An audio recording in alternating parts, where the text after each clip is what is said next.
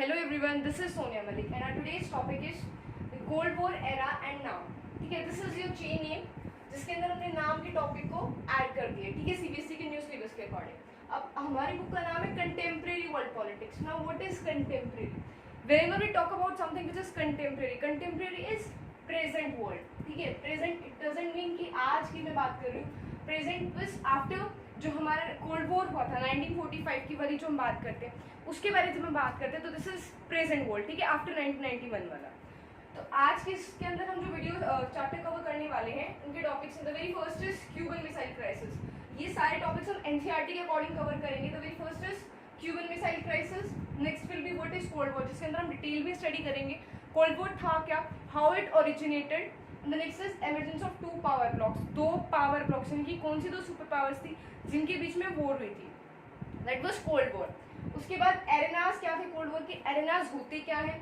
Next is challenges to bipolarity यानी कि bipolarity जो दो सुपर पावर्स थी जो ब्लॉक्स थे दैट इज बाइपोलैरिटी, उनके लिए क्या चैलेंजेस उभर के आए.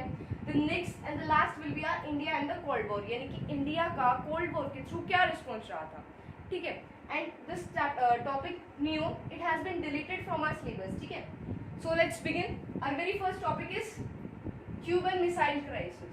जब हम इस टॉपिक को समझते हैं तो the very first thing comes कि क्यूबा के अंदर मिसाइल से रिलेटेड कोई क्राइसिस हुआ होगा. ठीक है, कोई क्राइसिस हुआ होगा. तो what was that crisis? पहले क्यूबा था कहाँ, तो इसको थोड़ा सा जोग्राफिकली देखते हैं. This is USA. ठीक है, इसके जस्ट पास में था क्यूबा. क्यूबा एक आइलैंड नेशन यानी कि ऑल द साइड्स जो है हमारा पानी से घिरा हुआ था. ठीक है, क्यूबा. एंड दूर था यहाँ पे यूएसएसआर यानी कि जो यूएसएसआर क्या था हमारा union of Soviet socialist republics यानी कि 14 प्लस रशिया नेशंस थे इसके group. And it was also group यानी कि दो हमारे ये पावर ब्लॉक्स थे यूएसए एंड यूएसएसआर. ठीक है, जिनको भी हम डिटेल में स्टडी करेंगे. तो यूएसए एंड यूएसएसआर दो हमारे पावर ब्लॉक्स थे और इनके बीच में ये आया क्यूबा. अब इसकी वजह से इन दोनों के बीच में क्या प्रॉब्लम हुई. एक्चुअली क्यूबा एक ऐसा पॉइंट था जो इनको देता था कि ठीक है चलो फाइट करो इस चीज के ऊपर. तो क्यूबा के अंदर क्या था, it was a island nation and ये पॉलिसी फॉलो करता था कम्युनिस्ट की. एंड कम्युनिस्ट हमारी जो है यूएसएसआर की पॉलिसी थी. अब कम्युनिस्ट पॉलिसी ये फॉलो कर रहा था और यूएसए की पॉलिसी थी कैपिटलिस्ट और रहता था किसके पास, यूएसए के पास में. और मोरओवर क्या था, जो कम्युनिस्ट जो क्यूबा था उसको हेल्प मिलती थी डिप्लोमेटिक प्लस फाइनेंशियल. डिप्लोमेटिक यानी कि जो भी हमारा पेपर वर्क है लाइक अगर जैसे कोई भी इंटरनेशनल ऑर्गेनाइजेशन है ऐसे कुछ भी मीटिंग्स वगैरह होती है तो देयर यहाँ पे जो क्यूबा है उसको सपोर्ट मिलेगा यूएसएसआर का. ठीक है, तो कहीं पर भी ये जाएगा तो इसको पता है कि USSR is at back of me. ठीक है, मेरे साथ खड़ा है.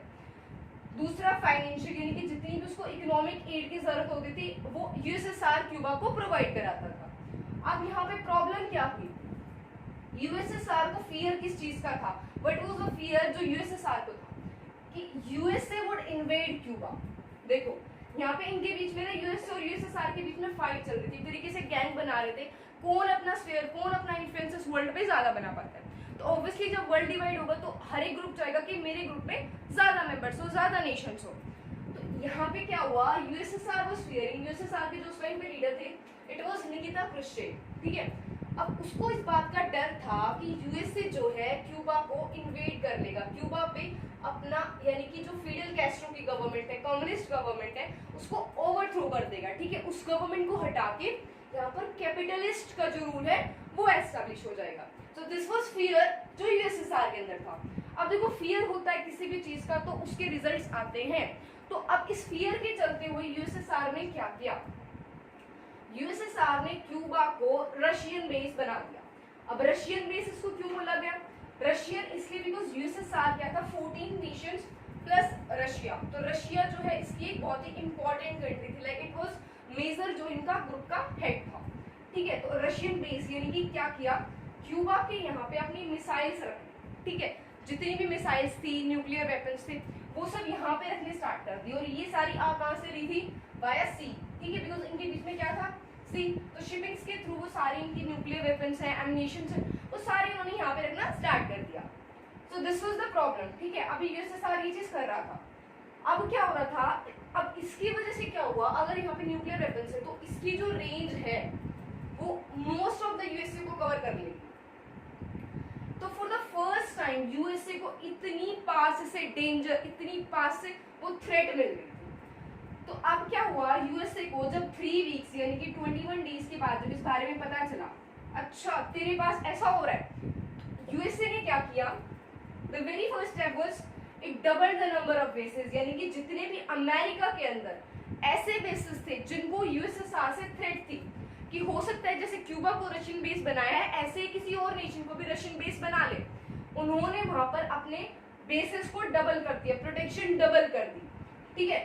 द सेकेंड स्टेप जो कि सबसे इंपॉर्टेंट रहा था, अब यहाँ के लीडर थे जॉन एफ कैनेडी, ठीक है, जॉन एफ कैनेडी और जो उनके सपोर्टर्स थे, अब वो नहीं चाहते थे ऐसा कुछ करना कि वर्ल्ड को जिससे थर्ड वर्ल्ड वॉर हो, बट दे वर डिटरमाइंड कि नहीं ऐसा भी नहीं होने दे सकते कि इतनी पास से इतनी क्लोज रेंज से हमें कोई थ्रेट दे। तो उन्होंने क्या किया, the intercept Soviet ships heading towards Cuba, यानी कि इसका मतलब क्या, यूएसएसआर के यहाँ से जितनी भी शिप्स आ रही होंगी, ठीक है, जो भी शिप आ रही है उसको रोक दो, do not let them cross certain limits. और इसका क्या था कि यूएसएसआर को यूएसए की सीरियसनेस का एक आइडिया देना कि how much serious we are about this issue, ठीक है। तो अब यहाँ पे क्या था, सोचो क्या होता कि अगर यूएसएसआर इनकी जो शिप्स की जो लाइन बनाई गई थी, इंटरसेप्टिंग की जो लाइन थी उसको क्रॉस कर देता, तो ऑब्वियसली यूएसए को अपने डिफेंड के लिए फाइट करनी पड़ती, तो यहाँ पे क्या हो जाता हमारी third world war. But for the God से क्या हुआ, पूरा वर्ल्ड इस चीज को लेकर नर्वस था, थ्रेटेंड था, क्यों, क्योंकि थर्ड वर्ल्ड वॉर होगी तो ऑब्वियस है पूरा वर्ल्ड जो है इसके अंदर आ जाएगा। नाउ वी हैव स्टडीड कि what was Cuban missile crisis, उसके इम्पैक्ट क्या हुए थे वर्ल्ड पे। अब इससे हमें थोड़ा सा आइडिया मिल गया कि क्या टाइप की सिचुएशंस हमारी चल रही थी। अब हमने फर्स्ट टॉपिक हमने कवर कर लिया, Cuban missile crisis. Now our second topic is what is cold war, जो हमारे चैप्टर का नाम है द कोल्ड वॉर एरा, जिसको हम समझने वाले हैं। तो what is cold war, cold war थी क्या। So cold war is basically competition, tensions, confrontations between USA and USSR, यानी कि बहुत सारे कॉम्पिटिशंस यानी कि एक दूसरे को ओवर शो करना कि which one is the best, किसी भी स्फीयर में कि आई एम द बेस्ट और ही इज द बेस्ट, ठीक है, वो वाली चीज चलना। तो यहाँ पे क्या था, कंपटीशन कैसे चले इनके बीच में, स्पेस रेस हो रही थी। स्पेस रेस यानी कि कोई मून पे अपने इंसानों को भेज रहा है, कोई डॉग्स को भेज रहा है ना, तो कोई कुछ इन्वेंशंस करे, तो दिस वाज स्पेस रेस चल रही थी उनके बीच में। नेक्स्ट वाज एम्यूनेशन रेस, कि किसी ने कोई 15 किलो टन का बना रहा है तो कोई 15,000 किलो टन के बना रहा है, वो उससे ज्यादा नेशन बना रहा है, ठीक है। तो this was arms race as well as space race, ठीक है। तो ऐसी टाइप की रेस हर स्फीयर में चल रही थी उनके बीच में कि कौन अपनी जो सोसाइटी उसको बेस्ट वे से ऑर्गेनाइज कर पाता है, ठीक है। नेक्स्ट वाज, अब ये जो कंपटीशन था सिर्फ इसी चीज को नहीं था, there was all about power, it was the game of power, क्योंकि हम क्या पढ़ रहे हैं, politics, and politics is all about the gaining and retaining of power, ठीक है। तो पावर के बारे में। दूसरा था फिर हमारा मिलिट्री अलायंस, यानी कि किस कंट्री के ज्यादा मिलिट्री अलायंस, क्योंकि जिस कंट्री के ज्यादा मिलिट्री अलायंस होंगे it is more safer than others, ठीक है, जो कि हमारी पॉलिटिक्स की थ्योरी कहती है। So this was military alliance, ठीक है। अभी क्या था हमारा, क्या सिर्फ this all was just power and military alliance, नहीं, it was not so, there were real ideological conflicts, real ideologies जो हमने क्लास 11 के अंदर पढ़ी थी कि हर एक नेशन की अपनी एक आइडियोलॉजी होती है, अपनी एक वे ऑफ थिंकिंग होता है, एक way of organising their society होता है, जिसके बेसिस पे अपनी सोसाइटीज ऑर्गेनाइज करते हैं। तो उनके बीच में क्या था, रियल आइडियोलॉजिकल कन्फ्लिक्ट यानी कि उनके बीच में एक तरीके से वर्सेस वाला काम चल रहा था कि which one is the best. तो अब क्या आइडियोलॉजीज थी, किसके बीच में था, USA, United states of America and USSR, union of Soviet socialist republics, यानी कि सोवियत एक नेशन था जिसकी सोशलिस्ट जो नेशन थे, रिपब्लिक्स यानी कि इंडिपेंडेंट ग्रुप था, सोशलिस्ट जो पॉलिसीज फॉलो कर रहे थे। तो इनकी पॉलिसीज पढ़ेंगे, ठीक है। This was of USA and this is of USSR, ठीक है। अब इनकी पॉलिसीज थी क्या, यूएसए कहता था कि I am giving liberal democracy, democracy क्या है, इंडिया के अंदर डेमोक्रेसी है, they too have liberal democracy, basically same ही है दोनों चीजें। लिबरल डेमोक्रेसी क्या होता है कि you are free to choose your leaders, ठीक है, पार्टीज आएंगी, लीडर्स आएंगे, सेम जैसे इंडिया के अंदर होते हैं, ठीक है। इलेक्शंस होते हैं, you will choose your leaders, you have right to speak, conference, ठीक है, वो सारे राइट्स जो एक कॉमन सिटीजन्स को इंडिया के अंदर मिले हुए हैं वो उस टाइम पे यूएसए के अंदर थे, ठीक है। बट कम्युनिज्म क्या कहता है कि you will not choose your leaders, party होंगी, उनके लीडर्स होंगे, so there will be one government, उनका उनका बिलीव क्या रहता है कि इस सिस्टम से हम एक्चुअली इफेक्टिवली वर्क नहीं कर पाते लिबरल डेमोक्रेसी से, ठीक है। तो जब एक ऑर्गेनाइज्ड वे में, सिस्टमैटिक, डिसिप्लिन वे में वो चीजें चलती हैं, that is the only best way. तो दिस इज कम्युनिज्म। अब लिबरल डेमोक्रेसी और कम्युनिज्म, ठीक है। दूसरी थी कैपिटलिज्म और सोशलिज्म। अब हम क्या करते हैं, इन दोनों को और इन दोनों को एक दूसरे का सिनोनिम समझ लेते हैं, but it is not so. Liberal democracy क्या होता है and communism, both of these things are political terms. Political terms है दोनों ही है, but political terms in the way कि ये एक ऑर्गेनाइजिंग द सोसाइटी, यानी कि डेमोक्रेटिक वे वाली जब बात करते हैं, इलेक्शंस की बात, रिप्रेजेंटेटिव्स को चूज करने की बात, राइट टू स्पीक, इन चीजों के बारे में बात कर रहे होते हैं। बट जब हम कैपिटलिज्म और सोशलिज्म के बारे में बात करेंगे तो it is way of organising the markets, ठीक है। जो मार्केट है, इकोनॉमी है, उसको कैसे कंट्रोल किया जाएगा, ठीक है। This is all about social life, this is all about economic life, ठीक है। तो इन दोनों के बीच में डिफरेंस जो तुम्हारा है उसको क्लियर करो। कैपिटलिज्म क्या कहते हैं, यूएसए क्या कहता है, भाई ये मार्केट है, ठीक है, जाओ और जस्ट डू योर बिजनेस, ठीक है, I am not there to interfere in any of your matter, ठीक है। This is what USA says. अब यूएसएसआर क्या कहता है, नहीं भाई दिस इज नॉट सो। अब जो मान लो गरीब हैं, जो पुअर पीपल हैं, जिनके पास उतने रिसोर्सेज अवेलेबल नहीं है, how they will use this opportunity, है ना, तो उनके लिए तो वो चीज प्रॉब्लमेटिक हो जाएगी। तो वहां पे यूएसएसआर कहता है कि मैं क्या करूंगा, तुम सभी को इक्वल अपॉर्चुनिटीज दूंगा, ठीक है। कोई मार्केट नहीं है, it's all a work place for you, जहां पर सभी आएंगे और सभी को इक्वल वर्क करना होगा, ठीक है। तो this is what USSR says. अब दोनों के बेनिफिट्स भी हैं और डिसएडवांटेजेस भी हैं। देखो इसके अंदर क्या बेनिफिट्स होगा, अब जो जितने भी एंटरप्रेन्योर्स हैं, जो बिग बिजनेसमैन हैं, उनको क्या होगा, बहुत फायदा हो रहा है, ठीक है। बट वहीं क्या हो रहा है, जो पुअर है, जो डाउन ट्रेडन सोसाइटी है, जो वर्कर्स है, उनको क्या हो रहा है, लॉस हो रहा है, वो गरीब और ज्यादा गरीब हो रहे हैं, अमीर और ज्यादा अमीर हो रहे हैं। तो यहाँ पे क्या हो रहा है, वाइड गैप बन रहा है उनके बीच में, ठीक है। So this is capitalism. Socialism में क्या होता है कि सब कुछ स्टेट ओन्ड होगा। आप फार्म पे वर्क कर रहे हो तो दिस इज नॉट योर्स, वो स्टेट का है, स्टेट हियर मींस गवर्नमेंट का है, ठीक है। गवर्नमेंट का फार्म है, उस पे आपको वर्क करना है। तो this is what socialism says. तो अब यहाँ पे क्या था, जो कंट्री लिबरल डेमोक्रेसी कैपिटलिज्म को फेवर करेगी, उसको प्रैक्टिस करेगी, वो यूएसए के ग्रुप में आएगी। अब जो कंट्री कम्युनिज्म और सोशलिज्म को फॉलो करेगी, वो यूएसएसआर के ग्रुप के अंदर आएगी, ठीक है। तो अभी ये दिखाना था कि किसके ग्रुप में ज्यादा मेंबर्स है, कौन से की पॉलिसीज को वर्ल्ड ज्यादा फॉलो करता है, ठीक है। अभी हम समझ रहे हैं कोल्ड वॉर। तो कोल्ड वॉर के अंदर हमने समझा this was all about competition. Now the next was tensions, उनके बीच में हर चीज को लेकर एक डिप्लोमेटिक टेंशंस बनी रहती थी।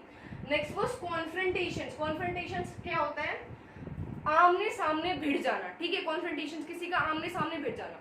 यहाँ पे बेसिकली हम एरेनास की बात करेंगे, जो हमारा फोर्थ टॉपिक है, ठीक है। उसके अंदर हम इसको डिटेल में स्टडी करेंगे। व्हाट वर द कॉन्फ्रंटेशंस, कौन से एरियाज थे, लाइक क्यूबन मिसाइल क्राइसिस। तो क्यूबा एक ऐसा एरिया था जहाँ पे दोनों कंट्रीज आपस में कॉन्फ्रंट हो जाती, ठीक है। और बहुत सारी ऐसी कंट्रीज है, क्यूबा में इनफैक्ट ऐसा नहीं हुआ, बट बहुत सारे एरेनास यानी कि बहुत सारी ऐसी जगह थी जहाँ पर एक्चुअल में कॉन्फ्रंटेशन हुआ था, ठीक है, between USA and USSR, which never turned into a hot war. Hot war क्या होती है, वॉर क्या होती है, हमें पता है, जिसके अंदर एमिनेशंस का यूज होता है, न्यूक्लियर वेपन्स का यूज होता है, ठीक है, बॉम्ब्स का यूज होता है, तो जिसमें बहुत मासिव लेवल पे किलिंग होती है। एंड जब हमने पढ़ा वर्ल्ड वॉर्स, तो उसके अंदर क्या था कि पूरा वर्ल्ड डिवाइड हो जाता है पार्ट्स के अंदर, ठीक है। तो पूरा वर्ल्ड दो पार्ट्स में हो जाता है। ऐसा कोई नेशन नहीं बचेगा जो ये कहेगा नहीं मुझे पार्टिसिपेट नहीं करना, यू हैव टू डू। भाई कैसे बच जाओगे, करना है पार्टिसिपेट, ठीक है। So this is what a hot war. But fortunately जो हमारी कोल्ड वॉर थी वो कभी भी हॉट वॉर में कन्वर्ट नहीं हुई, बिकॉज जो वर्ल्ड वॉर 2 के इम्पैक्ट्स थे उससे पूरा वर्ल्ड इतना बौखला गया था, समझ चुका था अगर वर्ल्ड वॉर 3 हुआ तो कोई भी ह्यूमन सर्वाइवल नहीं बचेगा, nobody will be there to survive to enjoy that victory, ठीक है। उस विक्ट्री को सेलिब्रेट करने के लिए कोई बचेगा ही नहीं, ठीक है। So it never turn into a hot war, ठीक है। हमने क्या पढ़ा, कंपटीशन। कंपटीशन किसका था, space race, ammunition race, then there was power, military alliance, real ideological conflicts, ठीक है। दोनों हमने उनकी आइडियोलॉजीज पढ़ी, क्या आइडियोलॉजी थी, और इनके बीच में अपना डिफरेंस क्लियर रखना, कम्युनिज्म और सोशलिज्म। कम्युनिज्म क्या था, सोशल लाइफ को ऑर्गेनाइज करने का, डेमोक्रेसी जिसकी हम बात करते हैं, election procedure, and socialism is to organise उनके मार्केट इकोनॉमिक लाइफ को ऑर्गेनाइज करने का, ठीक है। Which between USA and USSR, ये 2 पावर ब्लॉक्स है जिसको हम स्टडी करेंगे इन डेप्थ नाउ, ठीक है, which never turn into a cold war. This is what was cold war, ठीक है। अभी ये जो कोल्ड वॉर, हमारे टॉपिक का नाम है दी कोल्ड वॉर, इतना समझ में आया। अब एरा क्या होता है? Era is a period of history, यानी कि किस पर्टिकुलर एरा की बात कर रहे हैं, इस पर्टिकुलर टाइम फ्रेम की जब हम बात कर रहे होते हैं। तो यहाँ पे हमने कोल्ड वॉर की जब हम बात करेंगे तो कोल्ड वॉर का एरा कौन सा था? 1945 से 1991 तक, ठीक है। बड़ी इंपॉर्टेंट है, इस चीज को याद रख लेना, बहुत कंफ्यूजिंग है but you have to keep in your mind, ठीक है। अब हाउ इट ओरिजिनेटेड, कोई भी चीज है, कोई भी थिंग है, उसका ओरिजिनेट होने का एक पर्टिकुलर टाइम पीरियड होता है, ठीक है, पर्टिकुलर कॉजेज होते हैं। So what were the causes, क्या ऐसी सिचुएशंस रही थी कि कोल्ड वॉर हुई और ऐसी लड़ाई की जहां पर आप लड़ना चाह रहे हो बट यू कांट फाइट, ठीक है। तो what were those situations, let us study them. तो यहाँ पे क्या है कि हाउ इट ओरिजिनेटेड, तो there was world war 2। World war कब हुई थी? World war 2 was in 1939 to 45 and world war 1, do let me know in the comment section, ठीक है। तो world war 2 was in 1939 to 1945, ठीक है। अभी क्या था, इसके अंदर हमारी दो फोर्सेस थी। अब दो फोर्सेस नहीं कहेंगे, द अलाइड जो थी हमारी वो फोर्सेस थी, एक्सेस पावर्स थी। ये दोनों के अंदर डिफरेंशिएट हमेशा याद रखना है, ठीक है। एक्सेस पावर्स के अंदर हमारे तीन ग्रुप्स थे, जर्मनी, इटली और जापान। और अलाइड फोर्सेस के अंदर स्टार्टिंग में सिर्फ ब्रिटेन और फ्रांस थे, ठीक है। बड़े उस टाइम के लीडर बने फिरते थे, क्योंकि क्या था, इनकी बहुत सारी कॉलोनीज थी, तो ऑब्वियसली उनको एक्सप्लॉइट करके बहुत ज्यादा अमीर और अमीर और अमीर, ठीक है, बहुत ही प्रोस्पेरस नेशंस बनते जा रहे थे। तो देवर ये थे वो नेशन जो फाइट में इंडल्ज थे। यूएसए और यूएसएसआर इसमें नहीं थे। यूएसएसआर की क्या कहानी थी? USSR was with Germany, but Germany क्या निकला उस टाइम पे, उसने इसको धोखा दिया, ही बिट्रेड इट। तो यहाँ पे क्या हुआ, यूएसएसआर ने अपनी साइड चेंज करके एलाइड फोर्सेस के साथ आ गया, ठीक है। This is about USSR. अब यूएसए कैसे आया? यूएसए की पॉलिसी रही थी कि to remaining aloof from world affairs, यानी कि मुझे वर्ल्ड अफेयर्स में नहीं पढ़ना, I want my own development, ठीक है। मैं नहीं चाहता अभी वर्ल्ड के मैटर्स में इंटरफेयर करना। This was what US policy says. But हुआ क्या, जापान ने यूएसए के हार्बर पे, यानी कि जिसका पोर्ट था, पर्ल हार्बर था, उस पर बॉम्बार्डेड किए, यानी कि उस पर बॉम्ब्स फेंके। तो अब उठा यूएसए को क्रोध, बड़ा भयंकर वाला। तो उसने क्या किया, USA took part in this, और वर्ल्ड वॉर 2 के अंदर यूएसए आ गया। और यूएसए और यूएसएसआर जैसे ही इस ग्रुप में आए तो इस ग्रुप का गेम चेंजर बन गए, ठीक है। तो अब यहाँ पे 4 पावर्स थी, इधर 3 पावर्स, फाइट हो रही थी भयंकर वाली। अब ये चीजें एंड कब हुई? ऑब्वियसली ये तीनों पावर, ये चारों पावरफुल थी और इनकी पावर्स डिक्रीज होती जा रही थी। अब ये जो लड़ाई थी, जो वर्ल्ड वॉर 2 थी, ये एंड कैसे हुई? क्या किया, अब जो इटली थी और जर्मनी, ये दोनों सरेंडर कर चुके थे, बचा था जापान, ठीक है। We want this to surrender to end the world war. US ने क्या किया, हिरोशिमा और नागासाकी, ठीक है, 2 सिटीज हैं जापान के अंदर, उन पर न्यूक्लियर बॉम्ब्स डाल दिए। न्यूक्लियर बॉम्ब्स जो है बहुत ज्यादा डिस्ट्रक्टिव उस टाइम पे हुए, जिसके इफेक्ट्स आज तक होते हैं। अच्छा, और जो वो दोनों यूज किए गए थे वो 15 किलोटन्स एंड 10 किलोटन्स थे, और उनके 2 कोड नेम्स थे जो तुम्हें याद रखने हैं। दैट इज लिटिल बॉय, इसका एक सॉन्ग भी है, याद हो तो किसी, मतलब उसके अंदर इसको यूज किया गया है, this Punjabi song about it. सोचो, मतलब अभी नहीं, आफ्टर दैट वीडियो। यूएस ने क्या किया, जापान के ऊपर लिटिल बॉय और फैट मैन को फोड़ दिया। अब इतना मासिव डिस्ट्रक्शन हुआ, अब ये और ज्यादा अफोर्ड नहीं कर सकता था, तो जापान ने सरेंडर कर दिया। इट शोड व्हाइट फ्लैग, भाई मैं नहीं लड़ रहा, I am the one who is defeated. तो अब ये एक्शन है, पॉलिटिकल एक्शन से, तो इसकी क्रिटिक्स भी थे और सपोर्टर्स भी थे। क्रिटिक्स यहाँ पर वो थे जिसने यूएस के इस डिसीजन को अपोज किया, सपोर्टर्स जो यूएस के साथ थे। अब पहले देखते हैं सपोर्टर्स का क्या कहना था। सपोर्टर्स ने कहा भाई इट वाज नेसेसरी, लड़ाई हो रही थी, एक नेशन बचा है, अब उस एक नेशन, एक छोटे से नेशन के ऊपर हम ये नहीं है कि हम पूरी जो अलाइड फोर्सेज हैं उनके जो सोल्जर्स हैं उनको भेजते रहेंगे, जाओ भाई जाके मरो, ठीक है, वो चीज हम अफोर्ड नहीं कर सकते थे। We wanted to save lives, तो हम चाहते थे वर्ल्ड वॉर जल्दी से जल्दी जो है फिनिश हो जाए, ठीक है, this is what we wanted. अब यहाँ पे क्या हुआ, इसके क्रिटिक्स कहते हैं कि इट वाज अननेसेसरी। अननेसेसरी क्यों था? बिकॉज देयर वर रूमर्स कि Japan is about to surrender, किया नहीं था उसने, but it is just going to surrender, ठीक है। तो आपको पता है सामने वाला नेशन सरेंडर करने वाला है, तो व्हाई आप उस पर क्यों इतना हमला बोल रहे हो, ठीक है। दूसरा यहाँ पे जो इम्पोर्टेंट नेशन है, जो इम्पोर्टेंट पॉइंट है हमारे लिए टॉपिक में डिस्कस करने के लिए, मॉस्को क्या था, मॉस्को जो है रशिया का एक तरीके से बेस था, ठीक है। मॉस्को बेसिकली एक नेशन है जो कि रशिया के अंदर है, ठीक है। तो इसका क्या था, मॉस्को ने क्या किया, it was to show Moscow कि do not go for the military and political games. मतलब क्या था इस बात का, अब जो ये यूएस का जो एक्शन था जापान के ऊपर बॉम्ब कर डालने का, इसके बारे में ब्रिटेन को भी पता था, फ्रांस को भी पता था, और यूएसए ने तो किया ही था। बचा कौन, यूएसएसआर। मतलब यूएसएसआर ने बेचारे पहले जर्मनी से भी धोखा खाया, अब अपने ग्रुप में धोखा खा रहा है, ठीक है। ऐसी कुछ सिचुएशन। तो यूएसएसआर क्या कर रहा था कि ये जो नेशंस जो ये हारे हुए थे वहां पर क्या कर रहा था, उनको एक्सप्लॉइट करने लग गया, ठीक है। मैंने उनको डिफीट किया, तो वहां से जितने भी, ठीक है, इंडस्ट्रियलाइजेशन के लिए जितनी भी इकोनॉमी वो ले सकता है, मिलिट्री गेन्स कर सकता है, और पॉलिटिकल गेन्स क्या होता है कि वहां पर ऐसी गवर्नमेंट सेटअप कर देना जो कि यूएसएसआर की पॉलिसीज यूएसएसआर के साथ रहेगी, ठीक है। डिप्लोमेटिक रिलेशंस उनके साथ बनाए रहेंगे, एक तरीके से एक छोटा फॉर्म में कहूँ अगर कॉलोनी बना लेना एक तरीके से, but colonies totally depressed. But when we talk about political gains, यहाँ पे क्या होता है, बहुत अपनी गवर्नमेंट बैठा देना वहां पर, एक लाइक पपेट गवर्नमेंट, ठीक है। अगर ऐसी सिचुएशन में वहां पर सेटअप हुई है गवर्नमेंट की, हराया गया है उसके बाद, दिस इज पपेट गवर्नमेंट। तो यूएसएसआर ऐसा कुछ कर रहा था। अब यूएसए ने इसको वार्निंग देने के लिए कि भाई तू ऐसा मत कर, ठीक है, समझा रहा हूँ, मेरी पावर इतनी है, देख ले, ठीक है, कुछ ज्यादा बोलेगा तो तेरे ऊपर भी बॉम्ब। तो ऐसे कुछ मेंटालिटी उस टाइम पे लोगों ने बिलीव की कि दिस इज द रीजन कि यूएसए है उसने जापान पर बॉम्ब फोड़ा है। और दूसरी कॉन्स्पिरेसी थ्योरी कहती है कि जो जापान ने यूएसए पर, रिमेंबर, ठीक है, याद करो इस चीज को, कि जापान ने यूएसए के ऊपर बॉम्ब फोड़ा था पर्ल हार्बर के ऊपर, ठीक है, पर्ल हार्बर के ऊपर, हार्बर इज पोर्ट, ठीक है, नाम है पोर्ट का, उसके ऊपर तो बॉम्ब फोड़ा था। It was a revenge to that, ठीक है।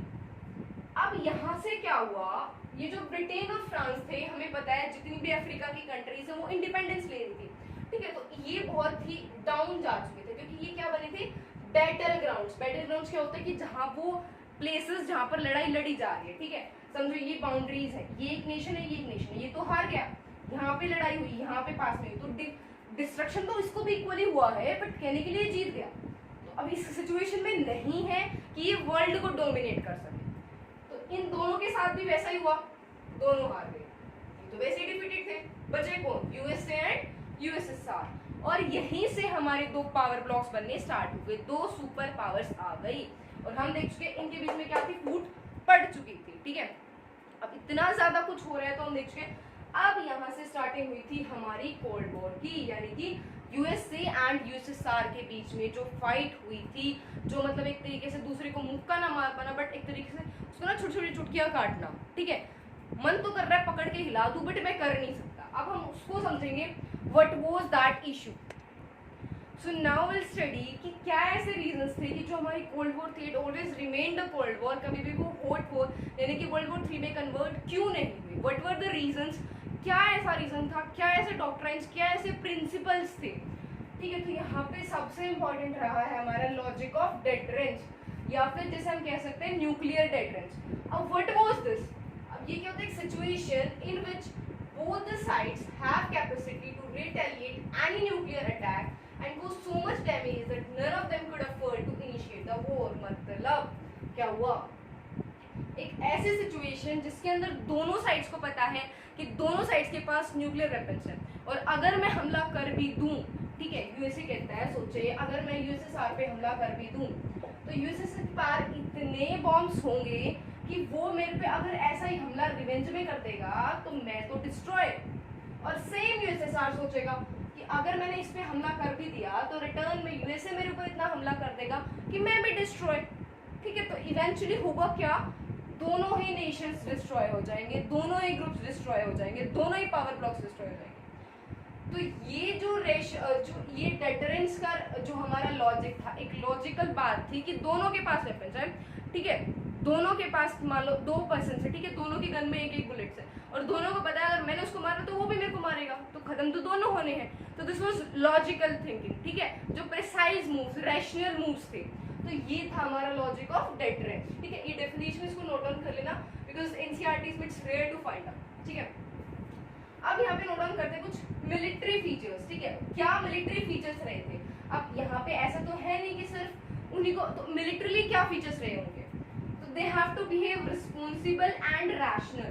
रैशनल क्या होता है? रैशनल की उनको लॉजिकल थिंकिंग करनी होती है। लॉजिकल थिंकिंग की लॉजिकल बात की उन्होंने, डेटरेंस के रिलेशनशिप्स को फाइंड आउट किया है कि क्या होगा अगर मैं अटैक कर दूं। तो रिस्पॉन्सिबल टू देयर नेशन, क्योंकि नेशन के लिए भी रिस्पॉन्सिबल है, क्योंकि कोई भी पॉलिटिकल गेन आपको ये जस्टिफाई नहीं करेगा कि आपने पॉलिटिकल गेन के लिए अपने नेशन की, अपने पीपल की सेक्रीफाइस कर दी। ठीक है, so this was their relation. अब this is about our what is cold war. तो हम यहाँ पे दो टॉपिक्स अपने कवर कर चुके हैं। ठीक है, Cuban missile crisis and what is cold war. Cuban missile crisis के अंदर आपका सिंपल क्वेश्चन बनेगा what is Cuban missile crisis. ठीक है, इसको पूरा एक्सप्लेन करना। अब यहाँ से एक क्वेश्चन बनाऊंगा जो कि एनसीईआरटी का क्वेश्चन है। So as I have said NCERT question हम साथ साथ कवर करेंगे।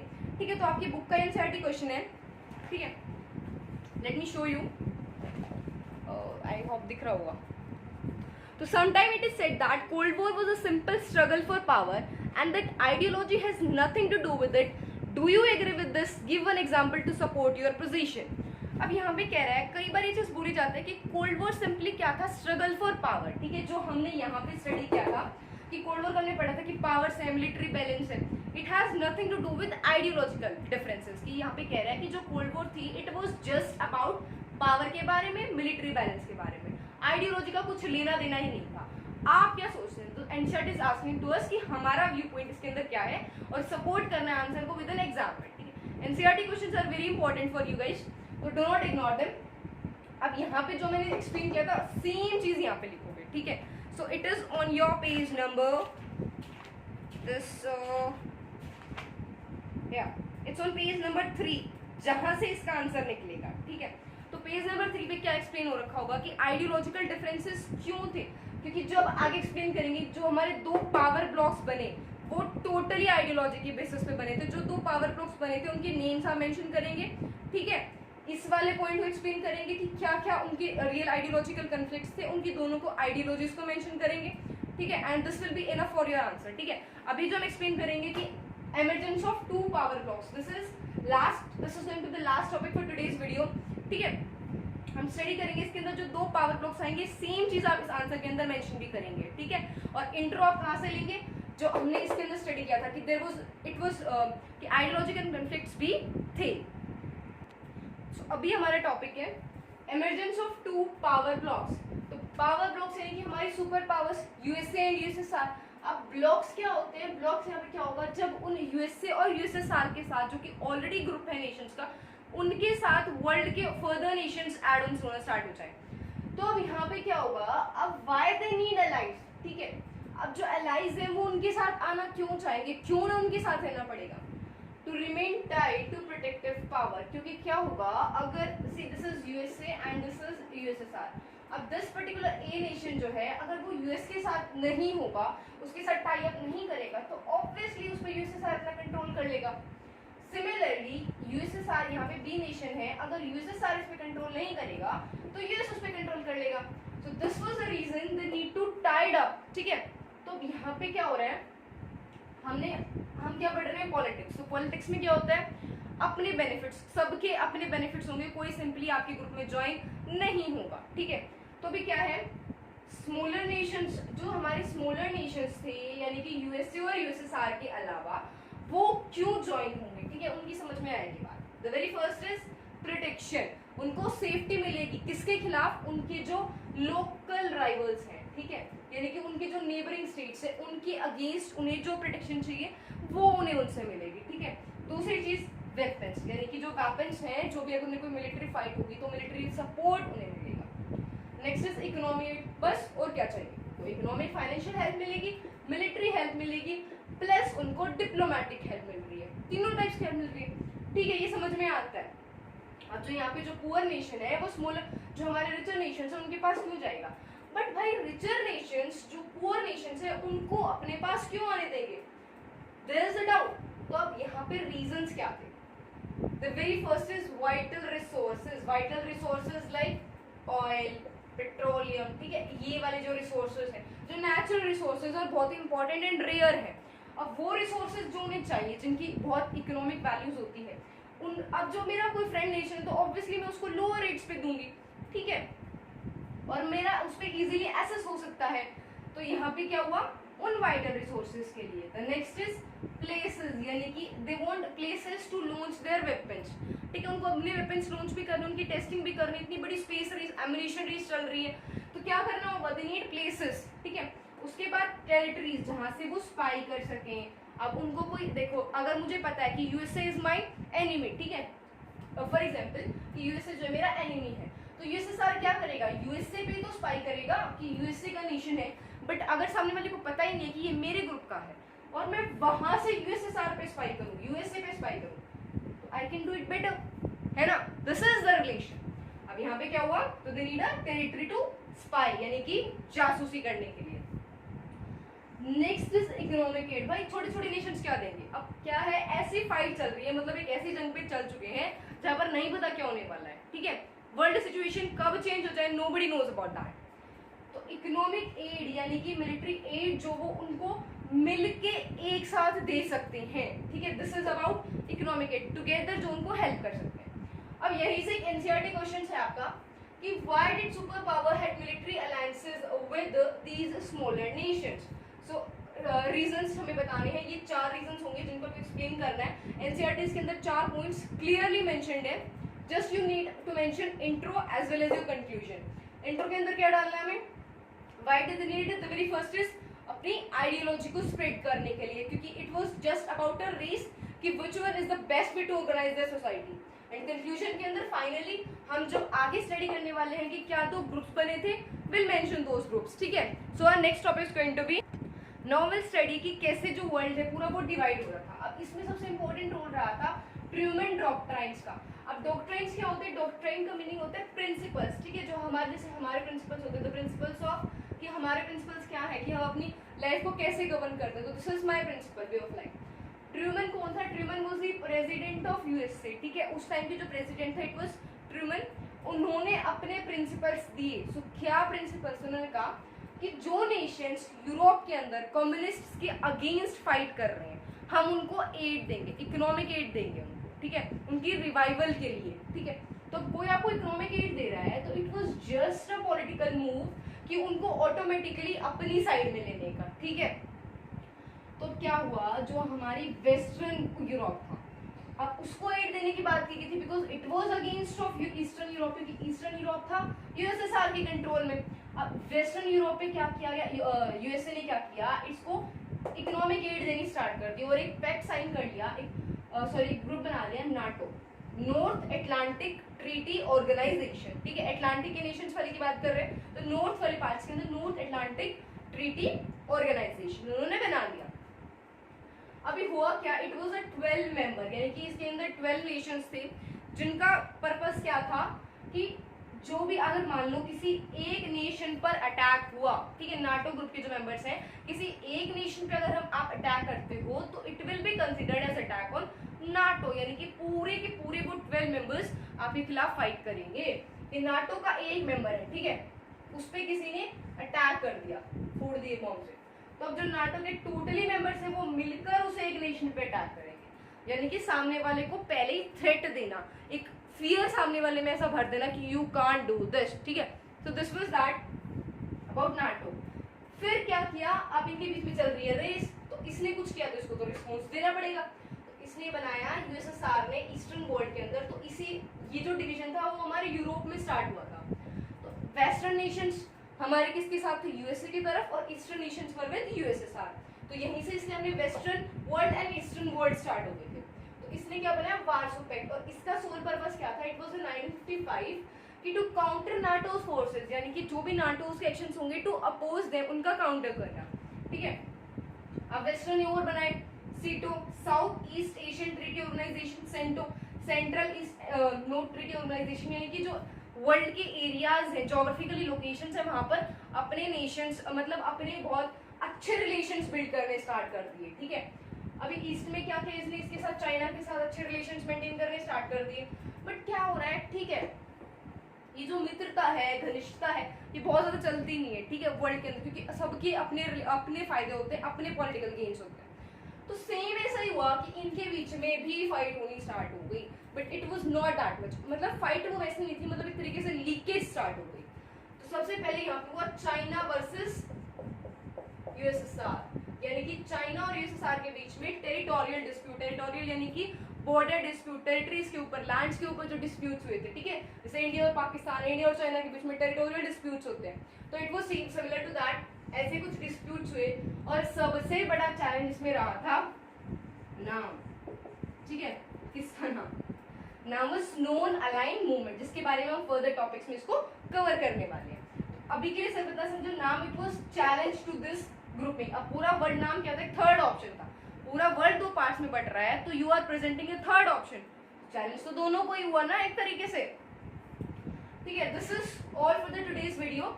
अब बाकी जो हमने टॉपिक कवर किया, this is Cuban missile crisis, what is cold war, कौन से दो पावर ब्लॉक से, अभी दो जो हमारे टॉपिक बचते हैं, that is arenas of cold war and challenges to bipolarity, that is NAM, and India and the cold war, ठीक है। तो इन तीन टॉपिक्स को हम पार्ट 2 ऑफ दिस वीडियो हम कवर करेंगे। So I hope you like this video and subscribe my channel @Sonia.